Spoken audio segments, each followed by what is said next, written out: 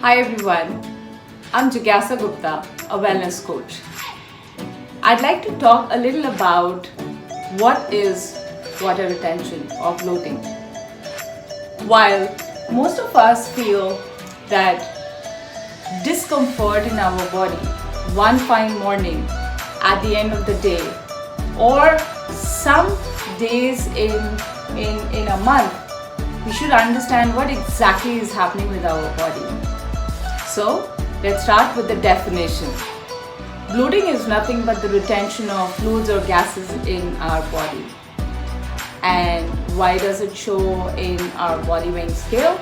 Is the simple reason that your weight comprises of fat, muscle, and most of it is water in the weighing scale. Now, so let's understand what exactly are the causes of this water retention. A.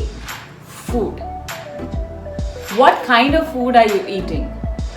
Is that processed food? Yes, because it does have a lot of preservatives. The sodium content is high.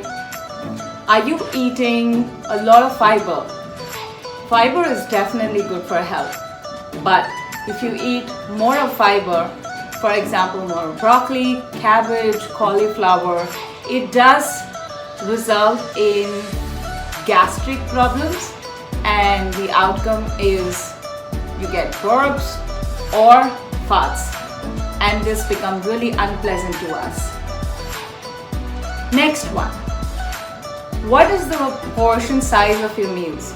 If you have been used to of eating big portions, it's all right, but if it's a binge eating, which means that every meal has bigger portions than usual, the body will retain. It's not that you're gaining weight on one fine day, but there's a lot of water retention that happens in the body.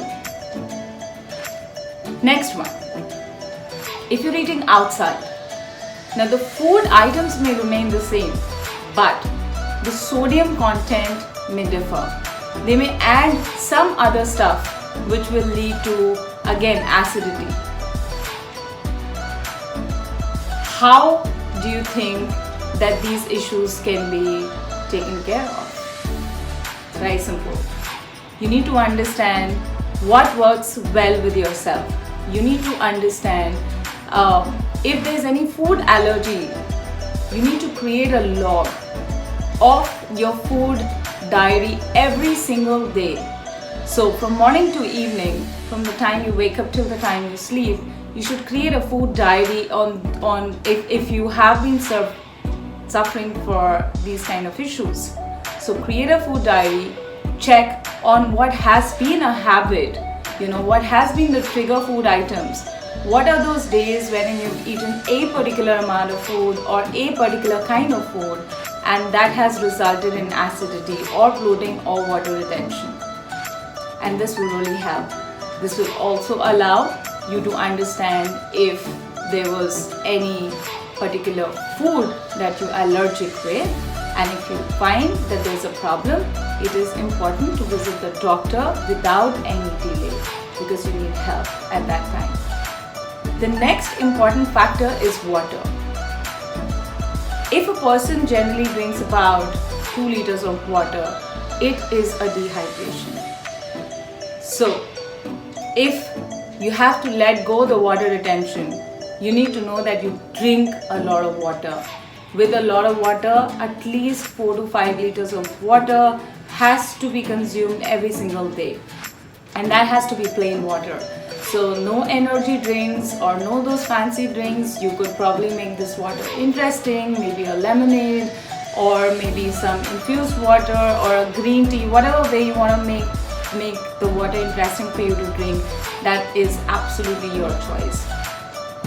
The other factor when we feel a lot of water retention is when we're training intensely and there is a stress hormone called as cortisol which is released in our body.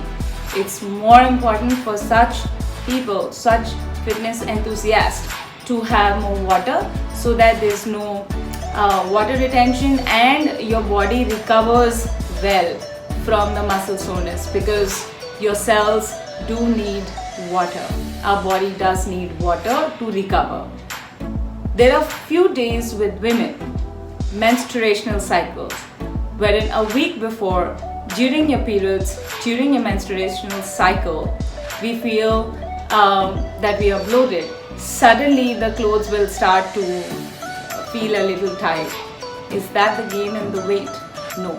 That's actually the water weight that has gone up because of changes in the estrogen and the progesterone levels in our body. And how does it come back to normal? After a few days. You just have to be on the same routine as you have been, on the regular days, and your body will follow. So you should be all right. The last and a very, very important thing is sleep. So if you do not happen to sleep well for at least 7 hours, I'm saying at least 7 hours, you will feel a lot puffy, your eyes will be puffed, your body will be sore, you may tend to binge eat a little bit, a lot of mood fluctuations, but we do not happen to drink a lot of water even then.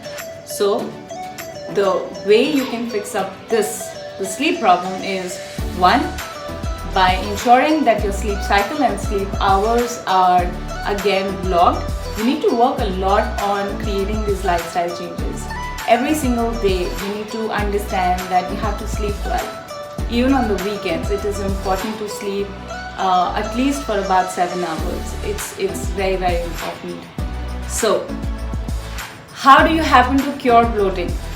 For some people, for most of us, it's pretty normal.